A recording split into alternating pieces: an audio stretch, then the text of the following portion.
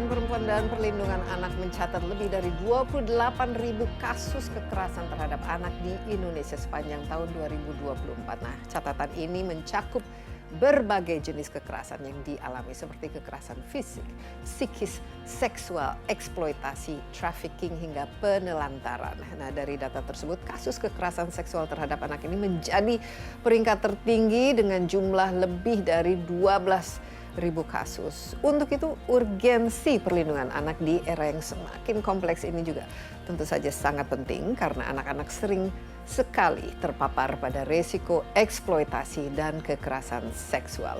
Lalu bagaimana pemerintah melakukan terobosan dalam penanganan kasus kekerasan seksual terhadap anak? Insight akan membahasnya bersama saya, Desi Anwar.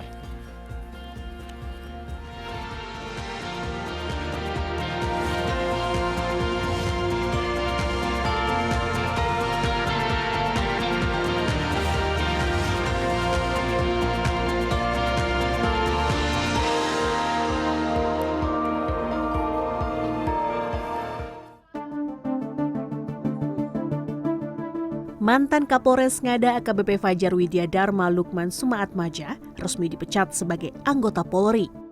Keputusan pemberhentian tidak dengan hormat ini merupakan hasil sidang etik yang digelar Senin 17 Maret 2025. Sebelumnya, Fajar ditetapkan sebagai tersangka kasus penyalahgunaan narkoba dan kekerasan seksual terhadap anak yang melibatkan 3 korban berumur 9 tahun, 13 tahun, dan 16 tahun.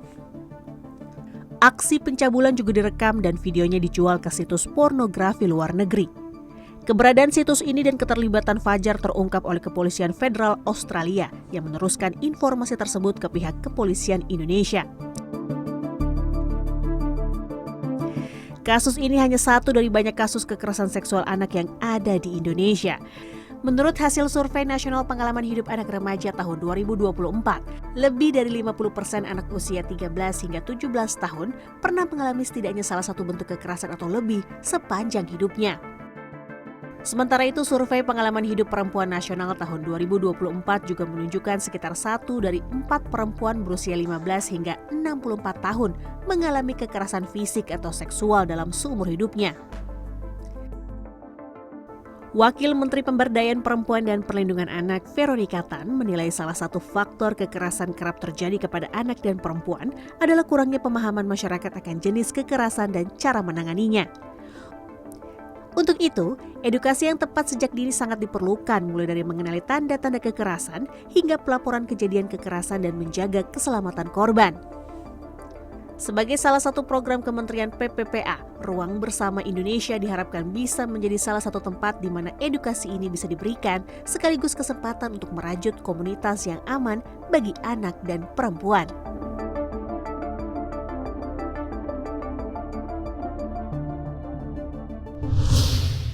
Survei Nasional Pengalaman Hidup Anak dan Remaja untuk tahun 2024 menunjukkan 9 dari 100 anak berusia 13 sampai 17 tahun mengalami salah satu bentuk kekerasan seksual atau lebih di sepanjang hidupnya. Sementara itu, angka pelaporan kekerasan terhadap perempuan dan anak juga sangat mengkhawatirkan. Apa saja gerak cepat dari pemerintah dalam mengatasi kasus ini? Di studio CNN Indonesia bersama saya telah hadir Wakil Menteri Pemberdayaan Perempuan dan Perlindungan Anak Veronica Tan. Bu Veronica, apa kabar?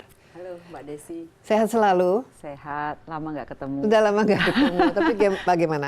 Sudah ini jejak menjadi wamen, sudah bekerja dengan cepat? Iya, tentu kita bermulai dari program Quick Win-nya Pak Presiden ya. Jadi selama 150 hari ini, dari program memberi makan gratis, screening kesehatan. Nah, 2 cakupan ini yang sebenarnya dari kementerian kami berusaha untuk menjemput bola, untuk mengintegrasikan dari program Quick Win-nya Pak Presiden, tentu masuk di kita di ranah bagaimana pemberdayaan perempuannya. Tentu dari sudut itu saya bisa mengatakan saya harus mengolah data dulu sebelum kita menginventaris data, sebelum akhirnya kita melakukan solusi. Tentu seperti yang dibilang, yang disebut dari data benar. Data 1 anak mengalami kekerasan dari 4. Dari survei Sinpar yang tadi disebutkan Mbak Desi, Dan kita melihat pola itu kenapa terjadi. Tentu kekerasan itu ternyata bukan hanya dilakukan. Jadi eksploitasi atau kekerasan itu bahkan keluarga sendiri. Seperti kita lihat beberapa kasus yang paling terdekat, bagaimana ayah memperkosa. Kok bisa moralnya sampai seperti itu? Ayah bisa memperkosa anak sendiri. Atau seorang penegak hukum. Juga bisa. Ya, itu seperti gunung es ya. Kalau dibilang, kalau saya dapat input-input selama 150 hari di pemberdayaan ini, saya melihat input-input ya seorang penegak hukum, itu seperti gunung es. Penegak hukum yang bagaimana kita tidak berani, tapi akhirnya hari ini kita lihat karena dorongan dari internasional juga, kasus di Kupang ini, nah itu yang menyebabkan pedofil segala macamnya itu diangkat gitu loh. Nah balik lagi tentu hukum, efek jerah, hukum itu harus maksimal atau hukum dari pengadilan itu harus, karena balik lagi ini generasi selanjutnya mau diapain gitu loh. Kalau kita gak ada efek jerah di dalam ranah hukum ini, itu sebagai proses yang harus membuat efek jerah, tentu balik lagi saya kembali kepada apa sih permasalahannya? Menurut saya family planning.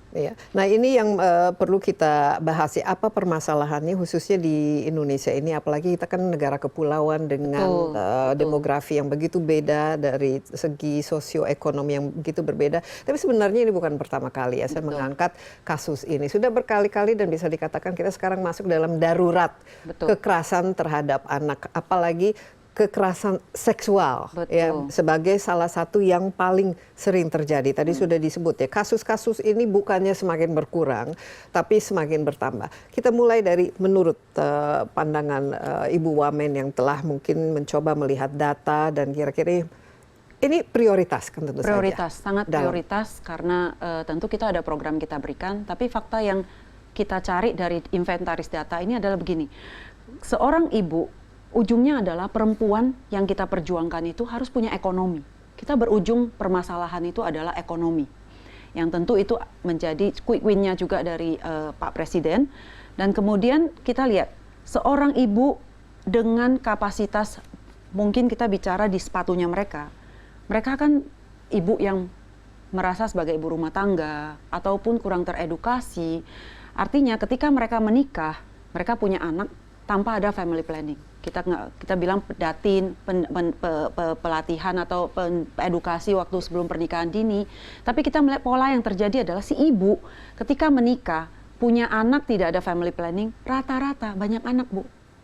Jadi kalau kita bilang kita di sini ada child free gitu, yang kita memperjuangkan, tentu yang ekonomi yang teredukasi itu memang di negara-negara kita lihat tidak mau punya anak. Tapi di kita, karena balik lagi, daerah-daerah yang begitu Indonesia yang kepulauan sehingga aksesnya agak susah, ternyata masih banyak daerah-daerah kecil, ataupun bahkan kita melihat Jawa Barat ini begitu dekat dengan kota tapi tetap masih daerah yang masih terpencil, mereka masih punya patriarki, punya budayanya sendiri.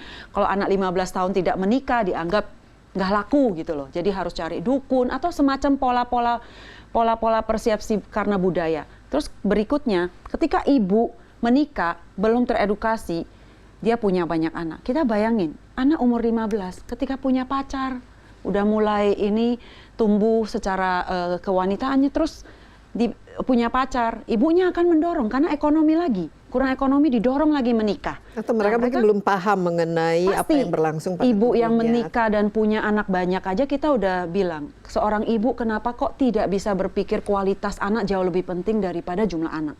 Itu balik lagi, karena sebagai wanita, sebagai perempuan, apalagi di daerah, merasa ya perempuan itu yang harus diperjuangkan gitu loh. Terus ya, kedua setelah mereka punya anak, mereka akan bentuk lagi kan keluarga yang sama. Sehingga pola ini akan terbentuk. Tapi benturannya di mana? Artinya pola-pola yang dilakukan berulang itu tanpa edukasi, mereka akan membentuk. Apalagi sekarang anak-anak begitu rentan, belum lagi di zaman digital, teknologi dengan masuknya tanpa literasi yang baik. Yang diperjuangkan sekarang bagaimana membatasi umur dari Komdigi untuk supaya anak itu tidak terkontaminasi terlalu cepat untuk akses-akses tanpa adanya literasi digital. Jadi banyak hal-hal data-data yang kita lihat sehingga akhirnya media terlalu cepat, sehingga banyak sekali dapat media-media yang tanpa teredukasi, keluarga yang tidak ada planning, anak yang sudah tumbuh besar mengulang pola yang sama. Itulah yang menjadikan sebuah bagaimana kita akan melihat sebuah putaran yang sama lagi siklus untuk siklus yang tidak kita bereskan dari hulunya. Ini yang menyebabkan bagaimana hilir kekerasan terjadi, anak-anak yang begitu cepat tumbuh dewasa tanpa melewati masa-masanya. Ini yang menjadi fakta-fakta yang sebenarnya kita harus lihat akar permasalahan dan mencari solusi. Jadi ini khusus untuk Indonesia itu ya, karena ada faktor ekonomi pertama. Jadi kemiskinan juga sangat, ini demografi. Yang jadi profil dari kekerasan ya, kekerasan fisik, penelantaran, kekerasan seksual itu karena faktor ekonomi. Betul. Ini berarti kan ada daerah, mungkin di daerah lebih, apakah di daerah lebih banyak daripada di perkotaan, tapi saya lihat kan juga ini di perkotaan juga kan menjadi menurut masalah, saya rural dan urban. Rural dan beda urban. Masalah, tapi punya masalah yang sama terhadap perempuan dan anak. Kita istirahat sebentar, tetaplah bersama Insight with Desi Anwar, kami akan segera kembali.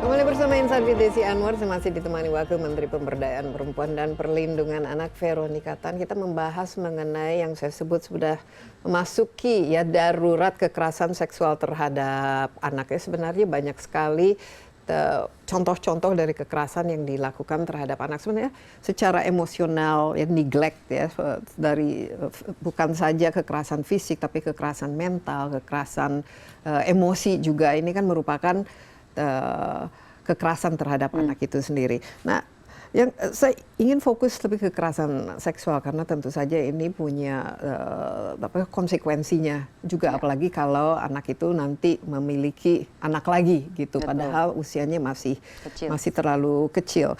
Nah, dan bukan saja terhadap anak perempuan ya, ini juga terjadi terhadap anak laki ya. Nah, saya sudah ini sering sekali kita lihat ya di media, itu horor ya, cerita-cerita. Nah, sering sekali dilakukan, ini bukan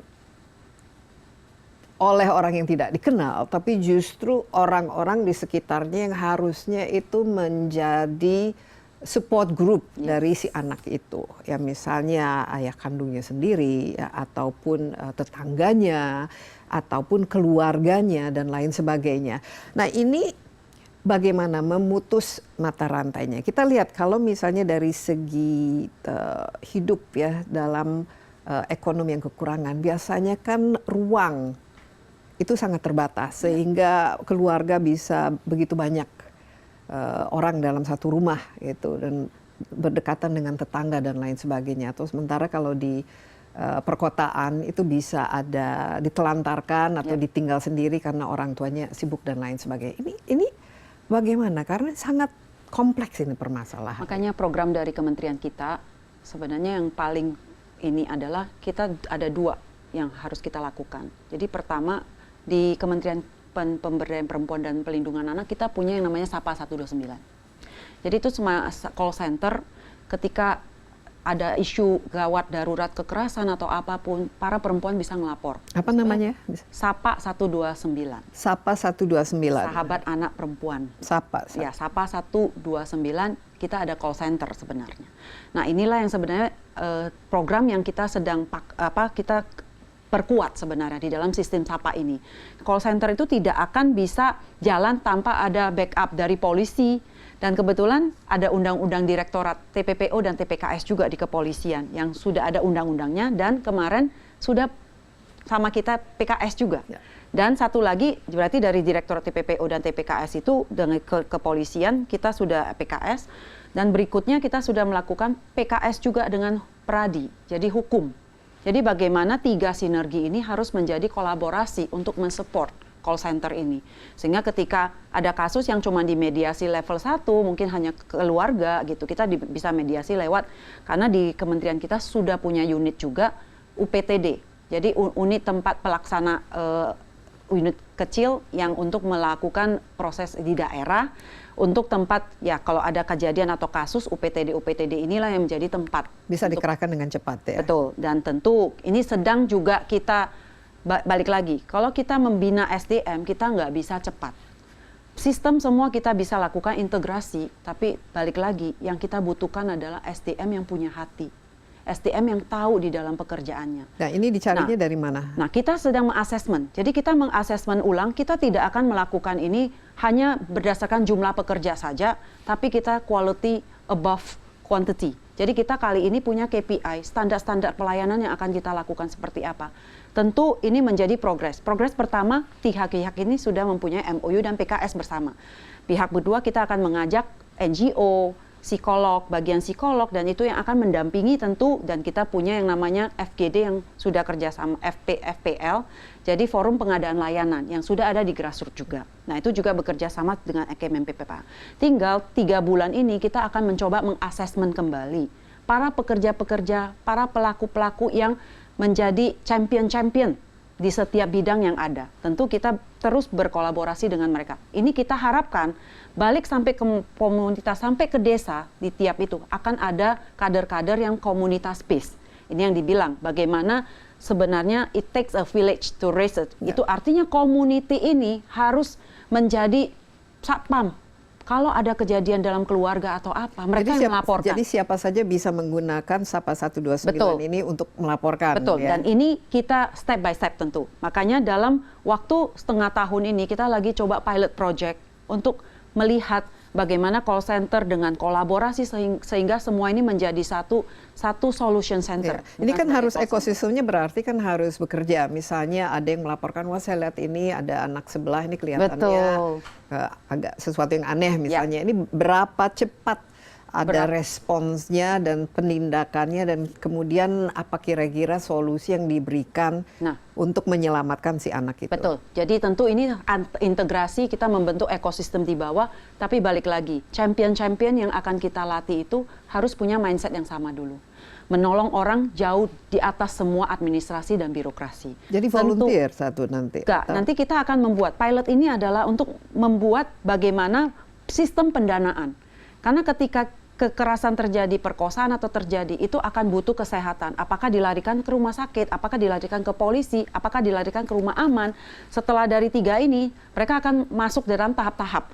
Tentu ketika masuk di kepolisian, pasti ada dana-dana visum, cek kesehatannya, apa yang terjadi, kekerasan yang terjadi. Terus di bagian polisi pasti ada bagian yang pengetik data. Dan ini semua akan dikalkulasi di dalam bentuk angka. Sehingga, pilot ini kita tentu bekerja sama dengan mitra-mitra yang ada, yang sudah pernah bekerja sama dengan kementerian kita rangkul kembali, dan juga NGO-NGO LSM yang di bawah yang sudah volunteer dilakukan, apakah ini akan dikerjasamakan dengan UPTD supaya mereka juga dikasih insentif. Oke, ini tapi anggarannya ini dari kali anggarannya Bu Veronica dari sedang dibikin pilot. Atau? Kenapa? Karena kita harus mendapatkan sebuah angka partisipasi dari kesehatan, misalnya untuk visum, apakah di kesehatan nanti, karena itu kan kesehatan juga. Karena kalau hamil atau apa terjadi ini kan itu tuh perlu. Tapi kita belum tahu. Makanya perlu ada pilot supaya keluar angkanya. Angka-angka pelayanan. Terus siapa yang bertanggung jawab atas saya supaya tidak melempar-lempar lagi. Baik. Nah, ini menjadi sebuah solusi yang kita lagi buat pilot di dalam setengah tahun ini supaya kita ketemu angka yang kemudian tentu ini menjadi kewajiban dari pemerintah untuk mensupport. Baik, ini pilotnya di exercise di mana? Apakah ada di Jakarta ada, dan kita sedang tadi juga baru kita meeting antar semua kolaborasi antar semua dari kepolisian, dari FPL-nya dan juga dari NGO-nya. Kita mencoba merangkul, mencari data-datanya semua dulu. Habis itu kita akan langkah berikutnya. Ya, itu jadi, memerlukan waktu berapa? Nah, saya bilang harus ada timeline semua. Iya, ya kita action plan ya. Dan action plan itu kan harus ada waktu dan masa habisnya. Sehingga kita tidak lari dari jadwal-jadwal yang diberikan. Karena call center itu menjadi quick win dari Kementerian PPPPA. Iya. Nah, ini sedang tentu kita bikin jadwal, nanti akan dihitung mundur berdasarkan seperti ya, maksudnya kita membuat itu supaya kita mengikuti timeline itu untuk melakukan pilot project ini. Baik. Tentu hal kedua yang saya bilang, balik lagi program kedua kita adalah Ruang Bersama Indonesia. Seperti yang Mbak Desi bilang, apa ruang-ruang yang bisa diberikan? Harusnya ruang-ruang bersama Indonesia yang dibentuk di dalam platform seperti community center, memberikan tempat bermain sebanyak mungkin untuk anak-anak, ruang bergerak untuk anak-anak, sehingga mereka, kita bilang, oke, mau menghindari mereka dari main gadget. Tapi apa action plan yang kita lakukan? Harus di setiap desa-desa yang berdekatan dengan populasi yang banyak anak dan atau apapun mempunyai fasus atau mempunyai fason seperti yang kita lakukan kepada private sector. Harus membeli dong ruang-ruang itu juga kepada pemerintah 30% untuk ruang olahraga, ruang bermain, ruang bertumbuh, ruang bersama. Sehingga aktivitas-aktivitas yang bisa diberikan itu bisa dilakukan di sana, edukasi bisa dilakukan sebagai wujud action plan yang dilakukan. Ruang bersama namanya. Tapi ruang bersama Indonesia. Ini sudah ada ya kalau tidak ini salah. Kita juga pilot. Nah, kalau ya, karena dulu juga pernah ada di Jakarta, jadi dulu di Jakarta itu sebagai taman-taman ruang RPTRA, ruang publik terpadu ramah anak. Ini masih ada, Semua di Jakarta ada, malah ada 400-an lebih dan sekarang. digunakan Tapi itu juga sama, programnya itu sebenarnya dari awal CSR membuat pilot dulu, karena tujuannya adalah menemukan berapa besar square meter yang dibutuhkan. Dengan kapasitas anak berapa, ada ruang olahraga, literatur, ada ruang bersama, ada ruang kegiatan, ada ruang penghijauannya, tanaman boga seperti yang PKK lakukan. Baik. Dan juga yang paling penting adalah ada ruang bersama untuk anak-anak difabel sampai lansia. Ya, dan menurut Bu Vero yakin ya ini bisa mengurangi angka kekerasan. Nah, balik lagi, program harus masuk. Kalau kita bilang udah ada platform, ada community, tapi tidak ada program-program yang masuk untuk mengintervensi. Kita kan melihat data kita ada, kita bikin indeks-indeks keluarga, data-data semua. Tujuannya apa? Tujuannya supaya kita bisa mengintervensi, pemerintah mengintervensi melalui program. Dengan cara yang tepat, dengan cara apa yang harus kita lakukan sesuai kapasitas apa sih yang sekarang menjadi problema di dalam anak zaman sekarang. Kita istirahat sebentar lagi, masih cukup panjang di perbincangan kita, banyak sekali yang harus kita cari ya solusinya, karena sebenarnya ini masih tip of the iceberg ya, kasus-kasus yang kita lihat di media ini itu yang terungkap, bayangkan yang tidak terungkap itu pasti luar biasa banyaknya. Jangan kemana-mana dulu, Insight with Desi Anwar masih akan segera kembali.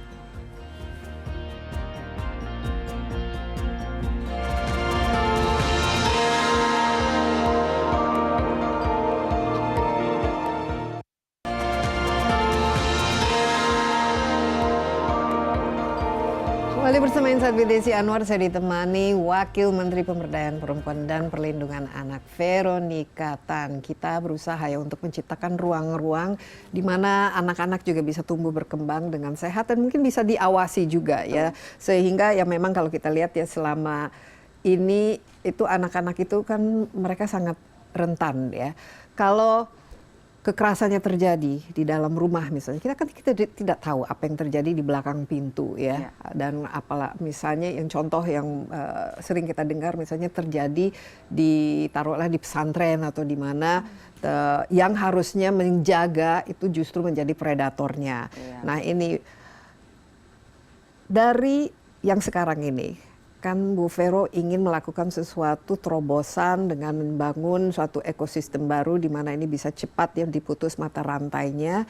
Tapi apa sebenarnya yang tidak jalan ya menurut Bu Wamen selama ini dalam penanganan kasus-kasus seperti ini? Pertama dari segi penegakan hukumnya, gitu. Kemudian dari segi mengedukasi pemahaman orang dewasa kita ini bahwa setiap anak itu juga memiliki yang namanya hak ya, hak asasi manusia atau hak asasi anaknya. Dan apa yang dari segi perlindungannya yang selama ini tuh kok tidak jalan sehingga kasus-kasus seperti ini menjadi sumber dari berita yang mau tidak mau kita sering baca.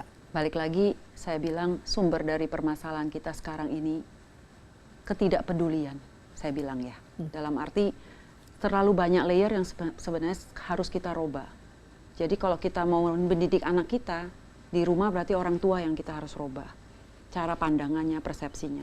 Kalau di sekolah, pesantren atau apa, yang harus kita kuatkan itu adalah SDM, guru. Bagaimana menilai asesmen seorang guru yang dianggap zaman sekarang itu, bagaimana pendidikan guru itu yang mempunyai etik, Dan ini semua menjadi sebuah layer. Tentu dalam pencapaian generasi emas 2045 yang ingin dicapai dari pemerintahan ini, dari Pak Presiden Prabowo, kita harus melihat apa step-step yang harus kita lakukan.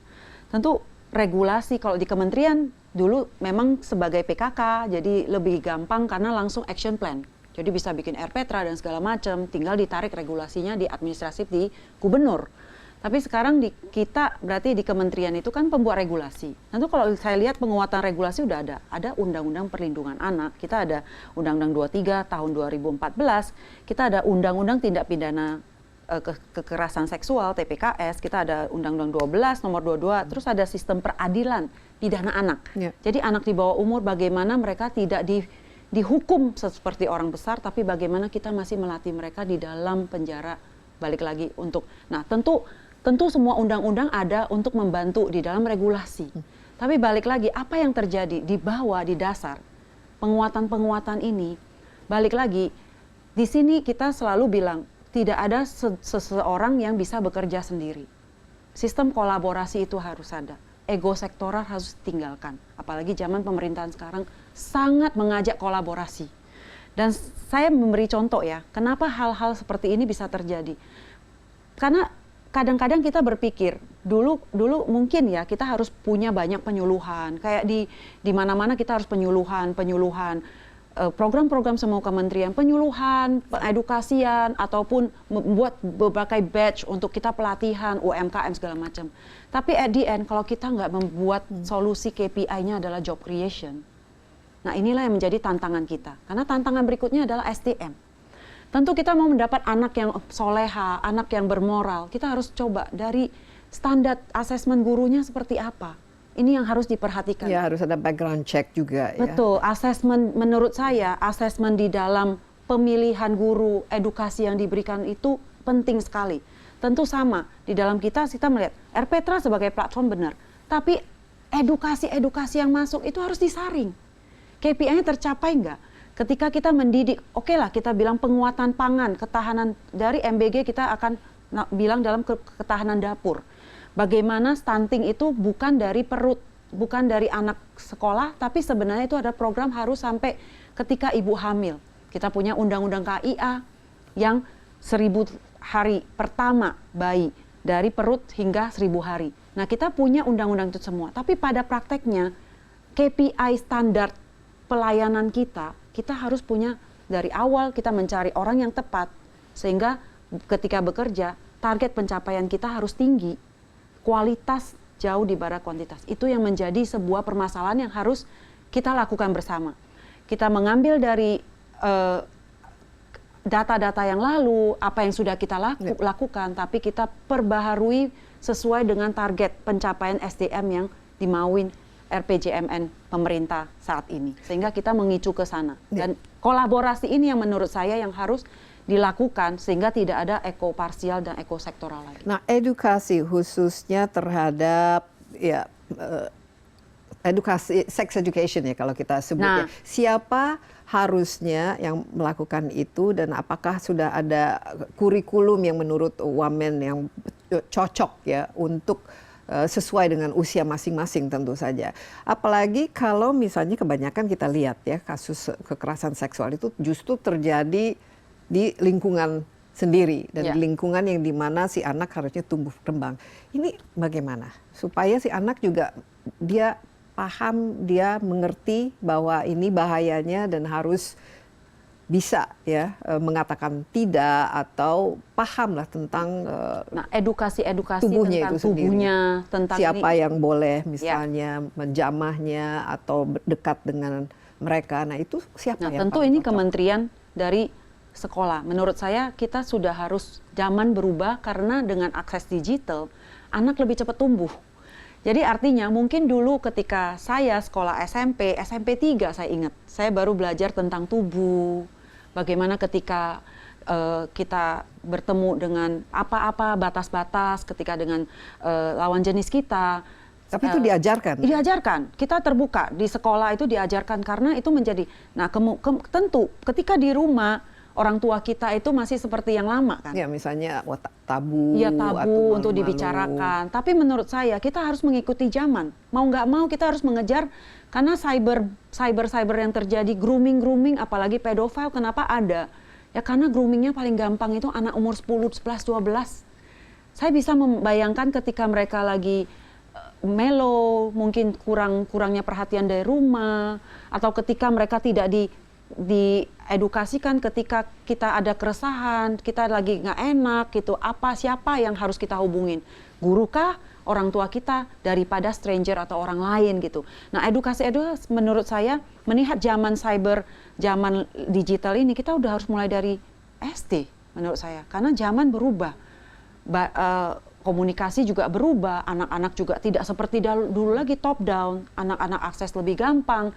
Nah, ini program-program yang tentu dari kementerian kita, balik lagi, semua punya keterbatasan. Karena buat saya, di kementerian yang kami hanya bisa mengintervensi bagaimana kita mengedukasi di dalam program.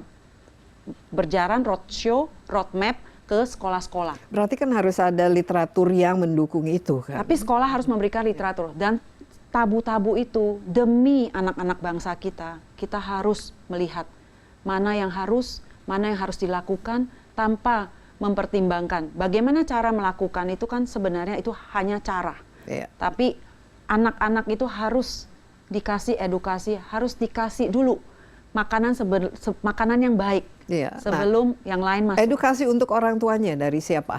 Dari mana? Nah, ini kita merasa ruang bersama itu menjadi sebuah platform bersama. Bagaimana kita mengedukasi orang tua ketika kita punya ruang bersama, platform seperti community center, itu program-program dari semua kementerian itu bisa masuk. Itu bisa. Dan orang tua itu ada di situ untuk kita bantu. Tentu balik lagi di dalam sekolah juga sama. Sekarang kita lihat anak-anak kita aja, ketika anak-anak sekolah, di kurikulum itu memaksakan orang tua itu partisipasi. Ada parenting. Jadi selain parenting yang kita edukasikan, tentu menurut saya semua harus gerak.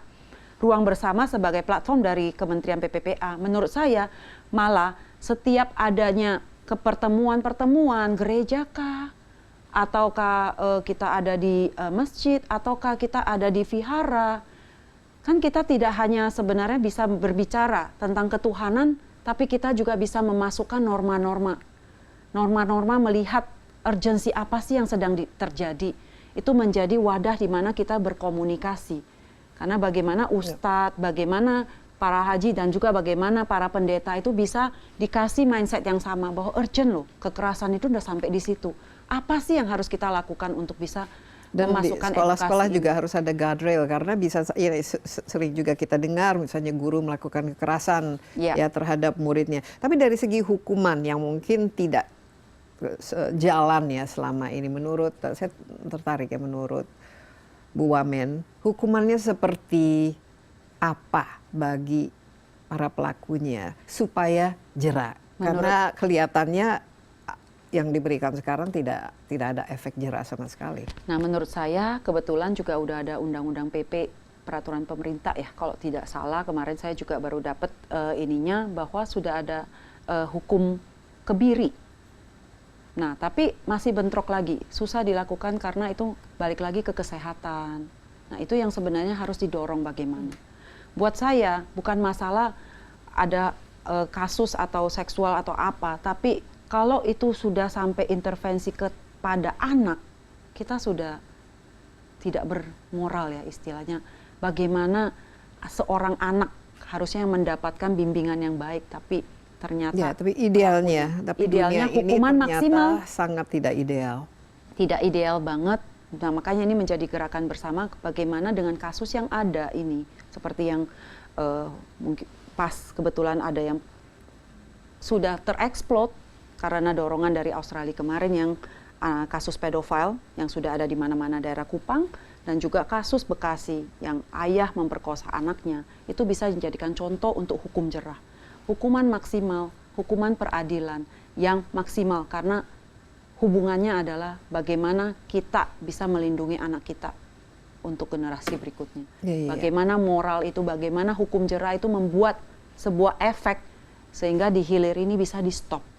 Jadi kalau hukumannya berat, tentu para pelaku ini mulai akan berpikir karena ada hukum intervensi yang bukan adil saja, tapi maksimal bagi pelaku pedofil, pelaku terutama untuk anak-anak. Iya, Itu opini dari saya sebenarnya. Kita break sebentar, tapi kita akan lanjutkan setelah yang berikut ini. Tetaplah bersama Insight with Desi Anwar.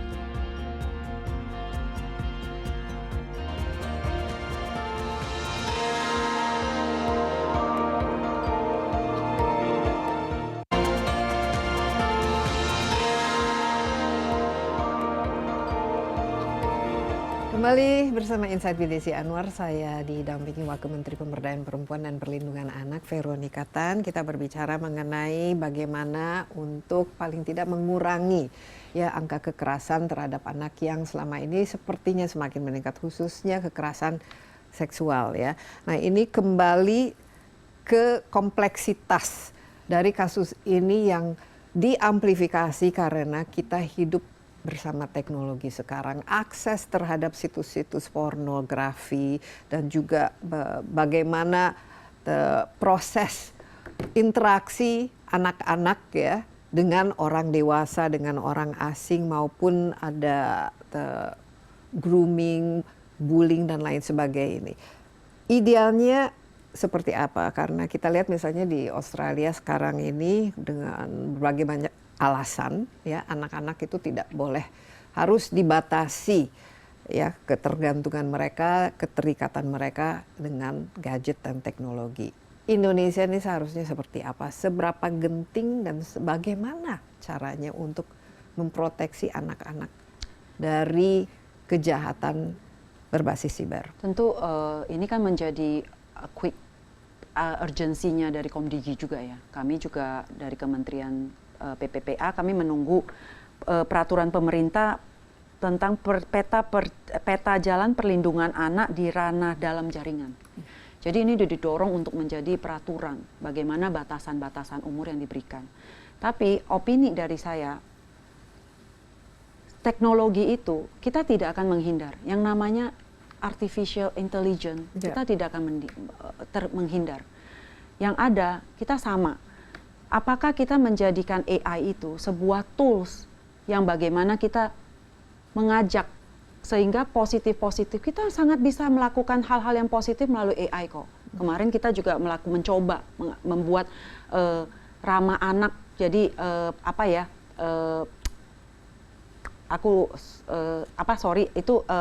ada acara yang bagaimana kita membuat AI 1 jam tanpa gadget. Dalam bentuk yang AI tapi sederhana banget gitu loh, tapi hanya untuk mengedukasi. Atau bagaimana anak-anak itu dikenalkan dengan gadget-gadget tapi yang positif, edukasi juga banyak. Jadi bagaimana bukannya kita men-stop, tidak boleh, tapi bagaimana pembatasan-pembatasan yang diberikan itu sehingga anak bisa akses yang baik. Tentu balik lagi aturan-aturan. Tentu anak kecil, kemarin sempat ngobrol-ngobrol juga kebetulan dari Menteri Singapura Sosial datang, katanya anak sebenarnya sampai 3 tahun sama sekali tidak boleh attach sama gadget karena itu akan mengganggu kognitif. Dan sudah terlihat ini secara udah di research ya, secara sudah medis research. ya, bahwa Betul. ketergantungan ini dan juga bisa menciptakan depresi ya, kejiwaan yang terganggu. Karena dia terlalu banyak, karena otak kita itu kan sebenarnya semakin tersimulit, harusnya yang mereka masa-masa tenang itu mereka tersimulit terus, jadi kerja terus, akhirnya memproduksi terlalu cepat, jadi sebenarnya sampai 3 tahun itu tidak boleh sama sekali attach sama gadget gitu loh. Maksudnya mereka bisa lebih tenang melihat apa yang, karena mereka juga nggak tahu apa yang mereka lihat sebenarnya, berusaha. Nah, beberapa umur sampai batasan umur 15 masih anak-anak itu apakah batasan 1 jam, 2 jam. Nah, ini kita sedang menunggu, tentu ada masukan yang sudah kita berikan, tapi balik lagi pendampingan orang tua, batas yang diberikan, regulasi yang diberikan. Kalau intervensinya orang tua tidak ada, itu namanya gini, kita memberikan sebuah ruang, sebuah regulasi, tapi balik lagi bagaimana pendampingan orang tua ketika ada waktu bersama, kapan boleh pakai, akses yang tidak bisa, itu semuanya memang harus balik lagi kolaborasi semua. Gak bisa semua pembatasan-pembatasan, tapi regulasi-regulasi yang dibikin itu harus disupport dari keluarga dan juga ya, sekolah. kita harus jujur, justru sekarang banyak sekali orang tua yang memberikan gadget sebagai ya, pelampiasan. bukan pelampiasan saja supaya diem. Ya makanya, jadi orang tua yang bisa bekerja ini. Ya, atau biar nggak rewel. Dan saya lihat juga anak-anak kalau mereka gadgetnya diambil cenderung untuk tantrum ya, untuk tidak bisa mengendalikan emosi. Ya, akhirnya terbiasa. Orang tuanya memberikannya. Nah ini bagaimana? Karena ini menjadi fenomena loh, Bu Vero. Betul. Itu di mana-mana saja. Jadi kalau bicara mengenai makan ini misalnya malam atau berkumpul. Kalau dulu kan mungkin TV-nya satu di ruang tamu, satu keluarga nonton bareng-bareng. Sekarang satu orang satu gadget, sama juga ini. Jadi ART-nya juga punya. Betul. Jadi semua punya. Nah, memang kita lagi menunggu sih Komdigi karena kita akan mengikuti aturan-aturan yang akan diberikan nanti dari peta jalannya. Tapi ada masukan nggak khususnya dari? Ya kalau dari kementerian kita caranya untuk memproteksi, melindungi anak-anak dan dari situs-situs seperti apa? Nah, kalau misalnya dari kita sebenarnya pembatasan bagaimana anak-anak tidak bisa mengakses. Itu ada parental guide. Tapi balik lagi, kalau orang tuanya yang memberikan gadget itu, kan harusnya jadi susah. Nah, kemarin bahas-bahasnya bagaimana ketika kita masuk, udah diakses dari awal, ketika kita masuk ke OSS-nya itu, untuk anak yang seumur gitu, udah ada batasannya. Jadi yang lain apps-apps yang tidak, ini sudah tidak masuk, jadi udah tersaring. Jadi dengan data, dengan nama, dengan ini udah ada pertanyaan-pertanyaan dikasih untuk bisa akses atau tidak bisa akses. Nah itu masukan-masukan dari kita, karena bagaimanapun kita percaya sebuah teknologi itu jangan sampai dijadikan sebuah, tentu dari sekolah, kita berharap sekolah itu karena masa pandemi banyak yang online, banyak yang ini, akhirnya kita terbiasa untuk menggunakan online system atau apa. Kemasukan dari kita, bagaimana kita kembali sebenarnya kepada sekolah, dengan bertatapan dengan orang guru, maksudnya bertatapan ada di sekolah, tidak menggunakan gadget, tapi menjadikan sekolah itu tempat no gadget. Sama orang dewasanya juga saya rasa harus belajar puasa dari gadget, karena anak-anak kan melihat juga kalau orang tuanya selalu melihat screen-nya dan selalu sibuk dan lain sebagainya, ya si anak juga mungkin, dan anaknya nggak pernah diajak main. Nah itu makanya kemarin kita itu Rama Perempuan dan Anak masa Lebaran ini, bagaimana 1 jam bersama dengan keluarga kita mencoba mengedukasikan, karena balik lagi kita juga nggak bisa bagaimana memberikan hukuman kepada orang tua yang memegang gadget. Tentu kita hanya bisa membatasi akses. Menurut saya kita hanya bisa membatasi akses sampai umur berapa anak boleh menggunakan gadget. Antara umur berapa sama sekali tidak boleh menggunakan gadget. Sehingga ini menjadi pembatas-pembatas. Tapi balik lagi, bisa dalam 1 gadget kita dikasih akses masuk 1 jam aja, terus mati.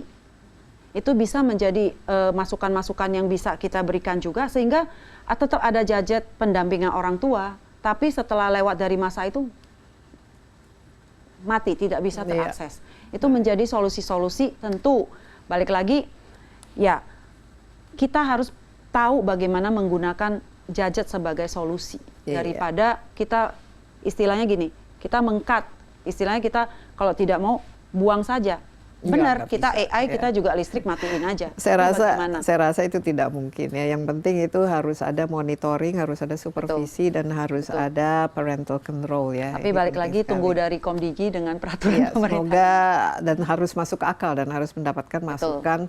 Sehingga yang ada kan biasanya wah ini nggak bisa, nggak realistis, tidak bisa ditegakkan ya. Itu juga nanti sia-sia kita malah orang pakai jalan aturan, tikus ya, karena banyak sekali sekarang cara-cara untuk karena sebenarnya menurut saya literasi melalui gadget yang bagus, melalui teknologi yang bagus itu banyak sekali. Di ekonomi kreatif juga banyak sekali contoh-contoh justru edukasi teknologi, berbagi teknologi, karena menurut saya teknologi seperti mata dua.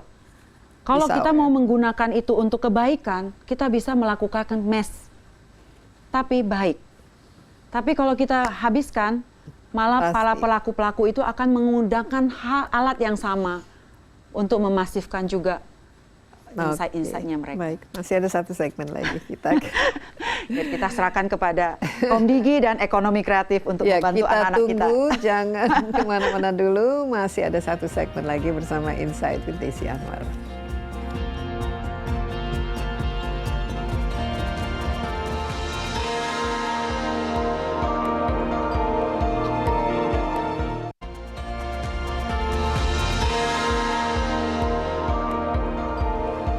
Kembali bersama Insight with Desi Anwar, ada Wakil Menteri Pemberdayaan Perempuan dan Perlindungan Anak Veronika Tan. Ini sudah segmen terakhir ya, kita lihat ini apa-apa saja program selain edukasi ataupun membuat regulasi yang menjadi prioritas, yang mau tidak mau harus dilakukan, khususnya mengenai mengurangi lah angka kekerasan seksual terhadap anak ini. Nah, idealnya kan keluarga. Kalau keluarga itu penuh dengan kasih sayang, yang menjadi surga lah untuk anak tumbuh berkembang. Sekolah pun ya mendidik, mengajarkan hal-hal yang baik ya dengan fondasi etika moral yang kuat. Itu kan idealnya. Ya, tapi ternyata hidup bermasyarakat, hidup berkeluarga itu penuh sekali dengan tantangan dan sangat kompleks. Nah, di sini harus mau tidak mau ada yang namanya Kementerian Perlindungan Perempuan dan Anak. Ini menarik ya, sebenarnya saya tidak lihat di negara-negara lain itu tidak ada yang spesifik khusus untuk perlindungan terhadap perempuan dan anak. Apa kira-kira yang evolusi dari kementerian ini, terobosan baru dalam menangani? Sebenarnya perempuan ini, saya bilang ya, harusnya kita harus ada pemberdayaan bagaimana para bapak-bapak ini juga mengerti isu-isu perempuan sehingga tidak ada lagi yang namanya Kemen-PPA. Iya. Karena kenapa diperjuangkan di dalam Kementerian Perempuan dan Anak ini? Karena selalu dianggap perempuan itu tidak. Jadi partisipasinya kita bilang, oke, di dalam pekerjaan di pemerintah harus ada 30% partisipasi. Atau yang saya bilang tadi di Musrembang harusnya perempuan itu diikutkan, karena sebenarnya perempuan itulah pelaku sebenarnya di dalam kebutuhan di dalam daerahnya, apalagi desa gitu loh. Nah, kementerian-kementerian itu karena akhirnya di perempuan dan anak ini kita hanya menerima akhir dari data. Itu yang terjadi gitu loh. Karena ngumpulin akhirnya perempuan yang terkena dampaknya, tapi perempuan tidak dilibatkan. Balik lagi sekarang pengennya dari kementerian, evolusi yang kita lakukan itu adalah sebenarnya revolusi, bukan evolusi lagi. Kita pengennya bagaimana solusi. Nah, solusi saya yang pertama adalah, saya bilang, kalau di Musrembang, kita tahu sebenarnya perempuan itulah yang sebenarnya menjadi terdampak. Kenapa kita tidak mencoba merubah sistem cepat? Perempuan selalu merasa saya dilahirkan seperti itu. Saya tidak perlu, saya memang lahir untuk menikah setelah umur tertentu, punya anak, melakukan hal rumah gitu. Yang bekerja ya bisa bekerja, yang mungkin ibunya lebih teredukasi, tapi yang enggak balik lagi kembali. Harus punya keluarga, punya anak, dan banyak sekali yang namanya kita bilang, yang sekarang kita lihat ya, dari sejak 2018 sudah diperjuangkan care ekonomi di dalam seluruh dunia. Bagaimana unpaid care itu tidak dianggap sebagai sebuah profesi. Ini semacam sebuah solusi yang bisa kita lakukan. Tentu dari awal saya bilang kalau Musrembang, bagaimana kita membuat sebuah quorum, perempuan 50% masuk di dalam, sehingga mereka dipaksakan untuk terlibat. Itu bisa menjadi sebuah solusi quorum. Nah, di dalam care ekonomi, bagaimana kita melihat banyak sekali ibu-ibu seperti saya tuh sandwich. Saya punya anak yang perlu saya perhatikan, tapi saya juga punya lansia yang harus kita lakukan. Tapi ketika saya menikah, saya harus tidak bisa bekerja lagi. Bagaimana, apakah saya bekerja dari pagi menjaga anak, memanage rumah dan segala macam, menjaga orang tua yang lansia, itu kan perlu sebuah kapasitas yang kita punya gitu loh, untuk bisa membuat keluarga. Apalagi dengan isu seperti ini, menurut saya, solusi yang terbaik adalah sekarang care ekonomi kita tingkatkan. Karena dengan adanya unpaid care ini yang bisa kita tingkatkan menjadi sebuah profesi. Sehingga mereka tersertifikasi. Ini tentu balik lagi kolaborasi antara kementerian lagi, tenaga kerja mensertifikasi, tentu dari Bappenas yang dari data-datanya dia melakukan program care ekonomi, Kementerian Perempuan, karena banyak sekali perempuan yang sebenarnya unpaid care. Bagaimana ini menjadikan sebuah solusi sebagai profesi yang mereka lakukan ketika mereka di rumah pun menjaga orang tua. dicapkan sertifikasi caregiver. Apalagi sekarang kita masuk di dalam dunia, perempuan harus ikut berpartisipasi memenuhi kuota untuk bisa bekerja, karena perempuan itu bisa gitu loh. Tapi ketika punya anak, bagaimana anak kita? Makanya program dari kementerian juga harus ada child care center di setiap tempat kantor. Tapi balik lagi, ujungnya adalah beranikah kita memberikan anak kita dijaga? Ya, karena ini ada problem lagi biasanya. Problem kan? Nanti. Kita balik lagi kita membuat sebuah siapa yang solusi, mengawasi siapa para yang mengawasi supervisor anaknya. ini ya. Nah, tentu SDM ini penting. Nah, makanya di dalam care ekonomi ini menjadi sebuah solusi bagaimana kita memberikan care, unpaid care ini menjadi sebuah profesi, tapi tersertifikasi, sehingga menurut saya ini akan nanti mereraikan. Lerain apa? Yayasan-yayasan atau company, kita banyak lihat eksploitasi para pekerja, apalagi asisten rumah tangga yang datang dari mana, dijanjikan apa, terus tidak dibayarin, malah menjadi eksploitasi di dalam yayasan. Itu akan tereliminasi menurut saya. Kalau kita bisa memunculkan sebuah yayasan tersertifikasi, baik untuk caregiver, untuk neni atau apapun. Ini kapan rencana ini? Karena ini menarik. Pilot lagi. Pilot lagi. Karena bukan evolusi tapi revolusi ya. Perempuan dituntut untuk bekerja. Betul. Karena tuntutan ekonomi, tidak Betul. Bisa hanya satu income gitu Betul. Untuk menghidupkan satu keluarga. Tapi kalau ada anaknya sakit, perempuannya juga harus mengurus. Kalau ada kebutuhan anaknya sekolah atau pendidikan, mengajarkan, perempuan juga, atau ya itu mengurus yang lain-lain yang dianggap domestik, itu jatuhnya pada perempuan. Betul. Sehingga pekerjaan, nah ini yang harus ada apresiasi, Betul. Harus ada angka ya, angkanya sebagai lagi. Caregiver. Terus kalau misalnya ada maternity ya, yang hamil dan melahirkan kan perempuan, nah otomatis istilahnya dihukum karena tidak ada, bukan saja tidak ada apresiasi, mereka juga tidak bisa bekerja. Tapi di lain pihak itu kekerasan, khususnya kekerasan seksual, kalau ini dari survei itu mungkin lebih banyak kan dilakukan oleh kaum laki. Ya, betul. Ya. Ini bagaimana supaya budaya kita itu bukan budaya atau tradisi patriarki, tapi kolaborasi. Ya, betul. Nah, kalau budaya patriarki itu ya benar, balik lagi mindset kan yang harus berubah. Bagaimana kita merubah mindset. Tapi menjadikan perempuan itu dengan care, dengan mereka jadi profesi, tentu menurut saya lama-lama budaya itu akan hilang sendiri.